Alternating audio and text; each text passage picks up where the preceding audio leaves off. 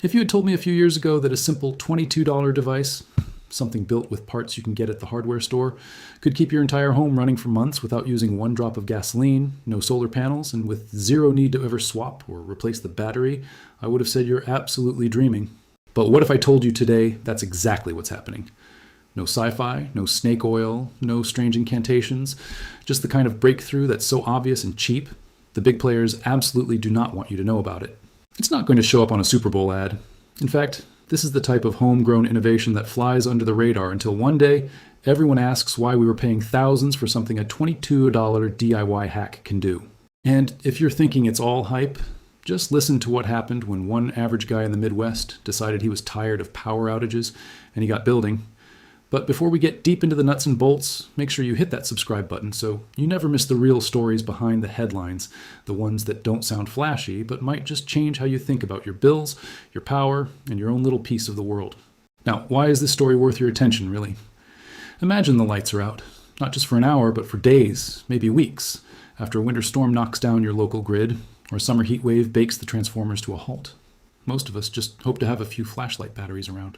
Maybe you have a gas generator in the garage if you remembered to fill it up, but what if you could have a shoebox-sized thing, a battery technically, sitting in the corner of the basement quietly feeding your fridge, your lights, your internet, month after month, and all you did was build it once for the price of a dinner out? I mean, let's get real. Electricity is not cheap, and outages are only getting more common. Those Tesla Powerwalls are neat, but not everyone has a spare $15,000 to drop on backup power. So could there seriously be a way to do it for $22? The story starts with a guy named Dan, a retired electrician who always kind of liked to tinker, but never managed to forget what it felt like to see his food spoil after a 3-day blackout. He wasn't a YouTuber, not a TikTok guy, just an old-school problem solver. One blustery March afternoon, after seeing yet another report about rising electric bills and rolling blackouts, Dan got fed up. He looked at the shelves in his shed, the jars filled with leftover wire and chemical odds and ends, the sort of stuff that's usually junk but always seems too useful to toss, and started sketching. What's the cheapest, safest way to keep things running, even when the rest of the block sits in the dark? He remembered something his grandfather had once shown him, the old potato battery science fair trick. But potatoes rot, and they certainly don't power fridges. Still, the seed was planted. What if he scaled up the idea, but swapped potatoes for something just a bit more practical? He kept poking around, and that's when he rediscovered the aluminum air battery. Now, this isn't exactly a brand new thing. Scientists have talked about aluminum air cells for decades. They're cheap. They last long. The chemistry is simple. You use aluminum, a basic electrolyte, and oxygen from the air. But the trick is, nobody expected it could be scaled up to run much, let alone a whole house. It's disposable, meant for military gear or backup radios.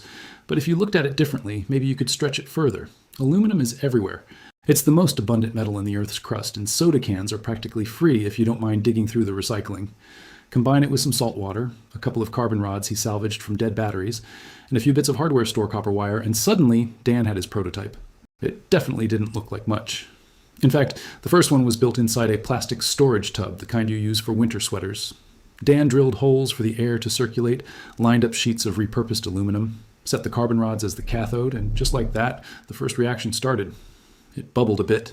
There was no explosion, no sci-fi hum. But when he hooked up an old camp lantern, the bulb burned brighter and longer than any D-cell battery he ever used. Scaling that up took some trial and error. At first, it only ran a couple of lights.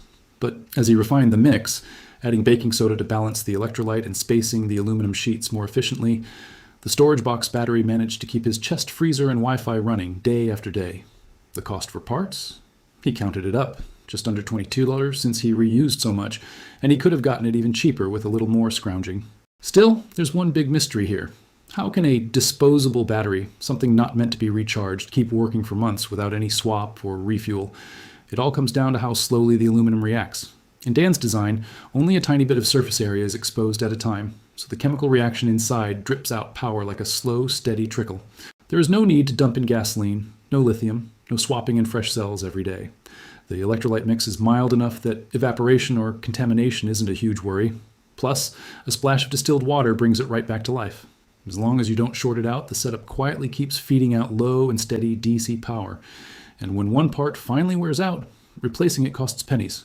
Basically the price of a soda can and a handful of salt. Over the winter, Dan tested his battery against every free energy claim he found on the web, except his actually worked. He wasn't about to keep this to himself. A couple of neighbors saw the lights still on during a local outage, and soon Dan was invited to demonstrate the battery at the VFW hall. Folks came skeptical, maybe hoping for a wild magic trick. But there it was. The tub, the cables, the whirring fan, and the ancient radio playing big band tunes. When the club's wireless router got plugged in, the whole place clapped as the Wi-Fi returned. Courtesy of just some kitchen junk, tied together with basic science. Nobody believed the price tag at first, but Dan passed around his receipts. Under $22, all in. Every part was either from the big box store or the recycling bin. Neighbors left that hall with diagrams scribbled on napkins and determination in their eyes. The next blackout, half of them had little plastic boxes humming away in their basements. So, if you're wondering why this isn't bigger news, you're not alone. The big companies make their money on high-tech, high-markup solutions. Lithium batteries, gas generators, fancy installations. Nobody is sending out press releases about something you can build on a slow weekend using materials nobody bothered to patent anymore. Still, the word spread the old-fashioned way, person to person, problem solver to problem solver. And pretty soon, backyard engineers, off-gridders, and storm preppers started tweaking Dan's design, posting their results on forums. One person in Florida kept their CPAP running all hurricane season. Another guy in Montana used scrap aluminum roofing and ran his solar inverter all winter, supplementing his panels with the slow, steady juice from his homemade cell. But there's still a lot of questions here. How safe is it really? Can any home use it, or is it just for lights and small gadgets? What's the science behind it, and is there a hidden catch? Let's follow the thread from Dan's invention and see where it really leads. Because as soon as word started spreading through those local circles, it became clear that a simple $22 solution wasn't just a quirky garage project. It cut to the heart of something many people didn't realize.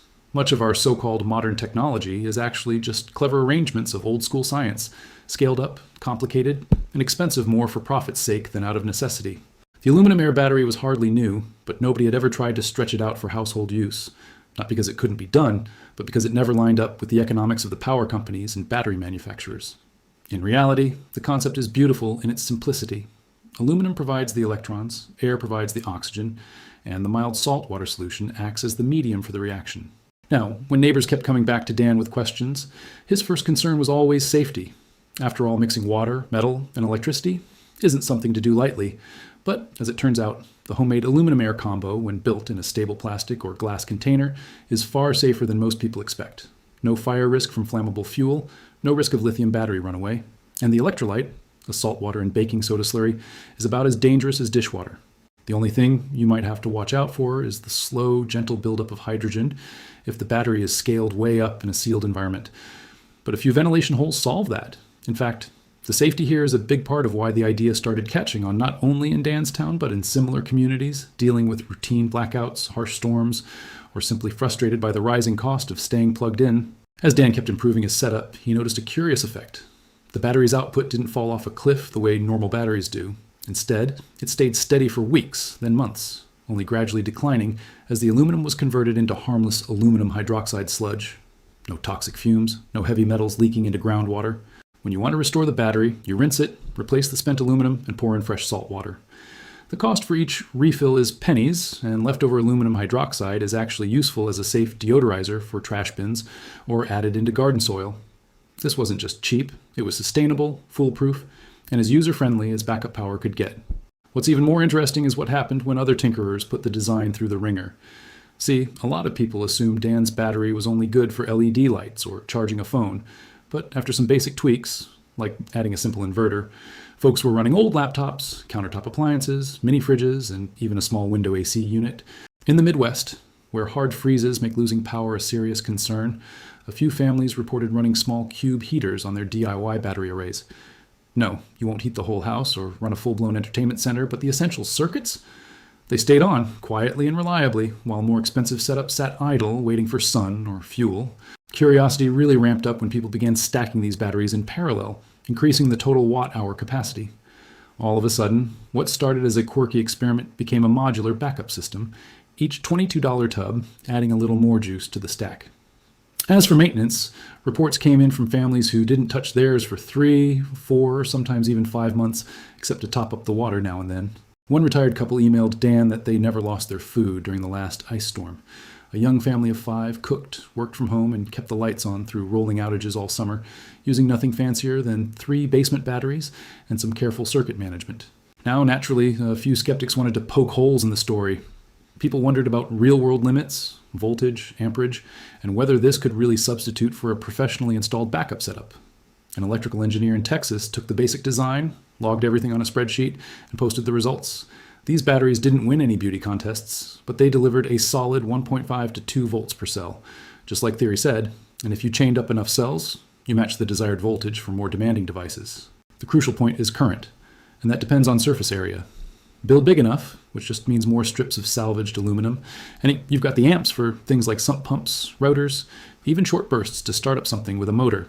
The best part about these community experiments wasn't just that the batteries worked, it was the way people kept tweaking and improving.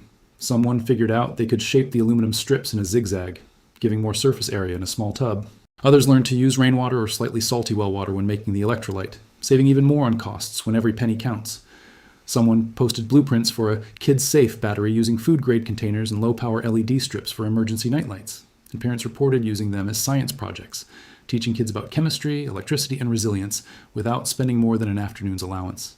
But there was a twist. As more people got involved, questions started flying on the forums. Was there an even better metal than aluminum?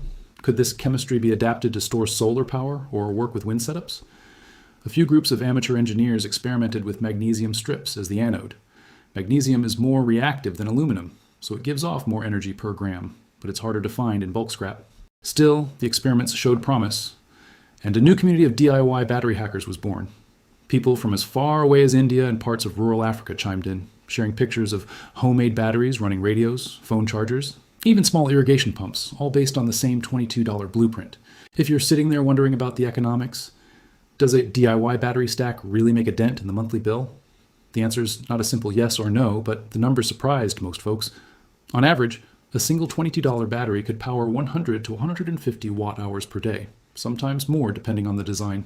That might not sound like a lot, but over a month, that's enough to keep essentials ticking in the typical off-grid cabin, backup fridge, or small home office.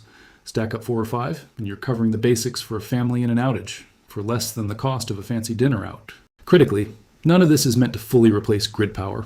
Nobody's throwing out their service drop or switching the whole house over, but why give up hard-earned cash so quickly when a minimalist, home-built battery setup deals with emergencies, shaves power during peak rates, or just gives you peace of mind for pennies on the dollar? That's the part utility companies don't want you pondering. That home power independence doesn't require brand new technology, it just takes a simple, overlooked tweak to the chemistry set in your garage. But the best stories were coming out of people who took Dan's method and personalized it. A high school science club wired a whole bank of tubs to light up their gym for a STEM fair. A retiree in Seattle built a rolling power cart for disaster relief, showing up to hot, powerless neighborhoods with a bucket of batteries and charging phones by the dozen. No corporate logos, no government grant, just simple parts, curiosity, and willpower. Of course, there are always bumps in the road. Some folks ran into corrosion issues if the batteries weren't rinsed every few months. Others learned not to store the batteries somewhere too hot or cold. A few tried to improve the design with off-label chemicals and ended up making things more complicated or dangerous. But the core lesson stuck. As long as you kept it simple, food-grade salt, laundry aluminum, carbon rods from old flashlights, the build was solid, safe, and dependable, even for people with barely more than a screwdriver and kitchen funnel.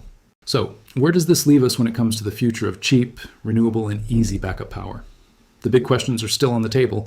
Can a movement this simple scale up and address some of the giant problems dogging the power industry? Or is it destined to remain a homegrown fix, known mostly among tinkerers and disaster preppers, while most folks stick to the familiar and expensive gadgets marketed on late-night TV? And what could happen if a global DIY community kept improving on Dan's original humble idea? The answers are closer than you might think. All of this might sound almost too simple to be true, but that's the charm of Dan's $22 battery. Its brilliance is in how ordinary it feels. For once, the solution to a major expensive problem doesn't involve waiting for a new law, a corporate rollout, or a miracle breakthrough from a Silicon Valley lab. It's sitting there in the parts aisle, on the kitchen counter, in a recycling bin.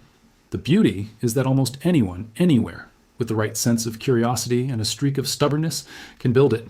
But let's be honest, it doesn't solve every problem. No single DIY trick is going to fix an entire nation's energy system overnight. Still, this is where the story gets really interesting, because the idea is infectious. Once someone sees a neighbor running their fridge for almost nothing, never worrying about blackout spaghetti in the freezer, you start to see questions spread faster than any official announcement possibly could. How did you get your router running during the storm? Are the lights on at your house? And really, you built it for what, $22? Suddenly, people who never thought of themselves as tech people are down in the basement, sheet of aluminum foil in hand, wading through saltwater solutions, swapping tips about garden-grade carbon rods for better efficiency. What Dan sparked in his small Midwest community has started subtly to ripple out across the USA and the world. It's already found its way to rural schools in Africa, off-grid clinics in Southeast Asia, and mountain cabins from the Appalachians to the Alps. Why? Because this isn't top-down change. It's grassroots, step by step, people seeing something work and wanting to pass it on. The economics can't be beat, and that's what makes it such a challenge to the big providers. When the battery dies, you toss a couple sheets of old soda can aluminum in, refill with salt water, and you're right back in business. No expensive battery swap, no waiting for lithium from China, no monthly fee, no oil, no gas. The parts are available in almost any country, and with every version, users get better, the designs get more efficient, and the only limit becomes your willingness to tinker. So, where does this homegrown revolution go from here? A lot depends on what people do next. Sure, Dan has now helped build dozens of these batteries for friends, churches, and summer camps, but the real future lies with the next wave of backyard inventors. People who improve the electrolyte formula, figure out a way to automate topping up the water, or link it to their existing solar system for a hybrid solution. Imagine if every house on your street had even one homemade power bucket hidden away, ready to handle the next blackout. Suddenly, emergencies just aren't as stressful. Imagine if apartment dwellers learned how to join up for communal backups in the laundry room, or if the next big school science fair was a contest to see whose $10 battery could run the most devices for the longest. It doesn't sound dramatic, but it's the kind of silent, steady change that ends up moving whole communities forward. Of course, the big companies will keep selling their fancy, ready-made backups, and that's fine. There will always be a market for plug-and-play convenience. But for a growing number of people, something as basic as Dan's aluminum air invention is more than just a backup. It's a shift in who has the power, literally. For the first time in ages, people feel like they can at least control something when it comes to energy. The price, the source, even what happens in an outage. Some folks have turned it into a business, helping neighbors set up systems and passing on what they've learned. Others share their mistakes, and every version gets a bit better, a bit safer, a bit more efficient than before. And that's what's so compelling. And this isn't a story about a patent or a product. It's a story about ownership, resilience, and know-how. You don't need a PhD to follow some diagrams, watch your local hardware flyer, and get a bit wet setting up a tub of electrolyte. But with every project, you're learning, adapting, and realizing that big solutions don't always need big spending. The biggest catch? Once you've seen it work, you can't unsee it. And it's hard to keep quiet when you've got something this useful to share. Every power grid in the world would be more reliable and every town more confident if folks could handle their own basics when the lights go out. So here's the real takeaway. It's not about replacing the grid or running your whole property off a $22 home-built battery. It's about reclaiming just a little bit of certainty in an uncertain world. It's about making sure you don't have to lose hundreds of dollars worth of food or sleep in the dark just because a transformer failed 3 blocks over. And maybe, just maybe, it's about creating a ripple of small, practical knowledge that could add up to something pretty big one day. Now, you've heard the story. You've seen just how far a little ingenuity and a few hardware store parts can go. But what I'm really curious about is you. Have you ever tried a backyard energy experiment? Could you see yourself building something like this aluminum air battery? Or maybe you've got your own version or twist on the idea. I want you to drop your take in the comments below. Tell us how you'd improve on Dan's design, what you'd run in an emergency, or just let me know if you think this is genius or too good to be true. And if you found the story as surprising or as thought-provoking as I did, hit share right now so more people can find out what a few dollars and a bit of curiosity can really do for their home. The best ideas don't always look flashy at first, but they're often the ones that last. Until next time, this has been Boring Economic Update, keeping you powered up with the stories that matter, even when the grid goes down.